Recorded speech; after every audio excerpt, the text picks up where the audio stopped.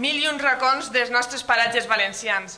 Ens ha obert l'horitzó a les comarques centrals valencianes vivint pel país valencià. Donem pas a Rodrigo Paños, ell ens presentarà millor a l'homenatjat Néstor Novell. Bona vesprada, amigues i amics, moltes gràcies per vindre i acompanyar-nos. Vivim temps disruptius, de grans canvis, de grans transformacions. Internet ha canviat la nostra vida i la nostra societat. La robotització, les noves tecnologies, els avanços científics, la indústria 4.0, la globalització. Es presenten grans reptes de futur, les grans desigualtats, els conflictes bèl·lics i geopolítics, la irrupció de l'extrema dreta, el canvi climàtic, l'esgotament dels recursos naturals.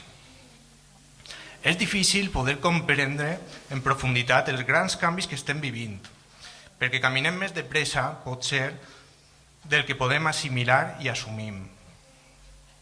I els grans mitjans d'informació no ajuden precisament. De vegades inclús, al contrari, enfosqueixen la nostra percepció de la realitat. El territori de l'estat espanyol té el dubtós mèrit de tindre els mitjans de comunicació d'Europa menys creïbles pels seus ciutadans. Ho diuen diversos informes. Mentides, desinformació, bulos, fake news. Vivim en un ambient de desinformació brutal. Una realitat que s'explica en bona part pel fet que durant les últimes dècades els grans inversors i els grans bancs han adquirit el control dels grans mitjans de comunicació.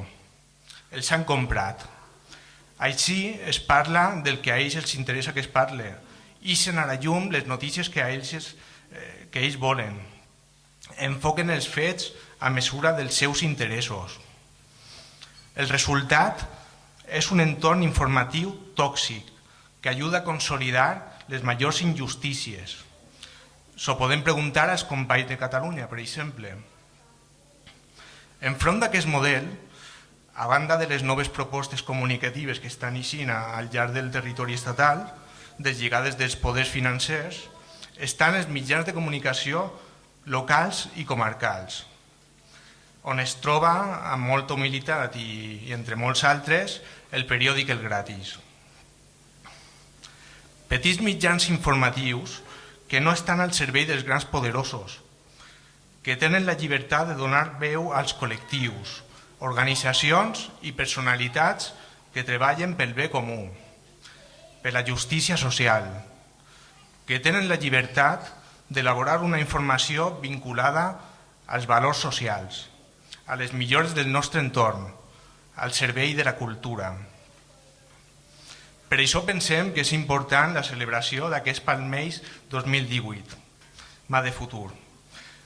Una de les persones a les quals volem retre homenatge amb aquest Palmells, per la seva trajectòria vinculada a un projecte de millora col·lectiva, és el gandià Néstor Novell. Novell és un economista que ha dedicat la seva vida a la formació en l'àmbit del comerç internacional i a desenvolupar projectes europeus, educatius i professionals. Per la seva trajectòria i comprensió del nostre entorn, la seva figura representa un dels ideòlegs més valuosos amb els que compta el País Valencià. Una de les preocupacions fonamentals al llarg de la seva trajectòria ha sigut el desenvolupament del projecte de les comarques centrals valencianes, perquè el desenvolupament econòmic, productiu, social i cultural ha de basar-se en els territoris naturals històrics i no en els límits artificials que ens imposa el provincialisme. I en aquest sentit, cal citar les paraules del mateix Néstor. La dinamització de les comarques centrals valencianes possibilitaria, al mateix temps, la vertebració entre les comarques de l'interior i de la costa, així com exercir de pont necessari entre Alacant i València. Només aquesta regió pot fer l'imprescindible paper al país no tan sols per la seva situació geogràfica, sinó perquè en cap altra àrea valenciana hi ha una complementaritat tan evident entre les diverses comarques, economies comarcals. Un territori tan ben vertebrat per ciutats de tipus intermedi, una homogeneïtat cultural i lingüística tan clara i, si voleu, també una tradició històrica tan estretament comuna. El projecte de les comarques centrals valencianes arranca en 1991 des del Centre d'Estudis Investigadors Comarcals Alfons el Vell, d'on Néstor era llavors director. Arriba a tindre una ampla acceptació i consens entre les autoritats polítiques dels municipis de l'època. Inclús l'OCDE es va sumar a la iniciativa. En 1996, el projecte és plantejat a través de la iniciativa europea Terra i tot seguit es crearà el Consorci de les Comarques Centrals Valencianes. En 1998, amb l'arribada del Partit Popular a la Generalitat Valenciana, el projecte de les comarques centrals queda paralitzat i ara, en 2015, 17 anys després, amb el govern del Pacte del Botànic, ha tornat a agafar impuls. Concretament, es desenvoluparà a través del Pla d'Acció Territorial de les Comarques Centrals Valencianes, com bé ha dit el seu president, també alcalde d'Alcoi. La Conselleria d'Urbanisme ja està fent els seus primers passos.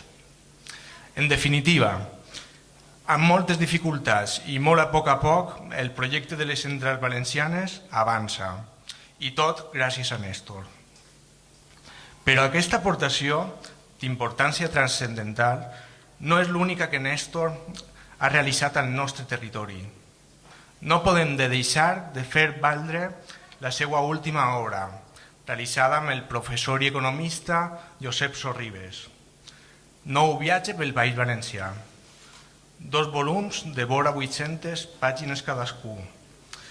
Per a la seva realització, Néstor i el seu company van haver de recórrer personalment el País Valencià sencer, comarca a comarca, realitzant més de 150 entrevistes a persones coneixedores de tots els diferents sectors, donant lloc, finalment, a una anàlisi detallada de cadascun dels territoris que conformen el País Valencià.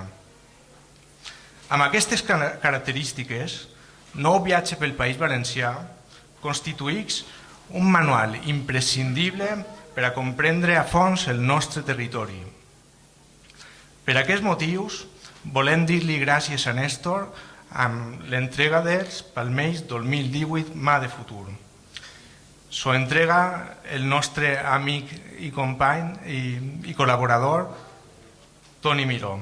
Moltes gràcies.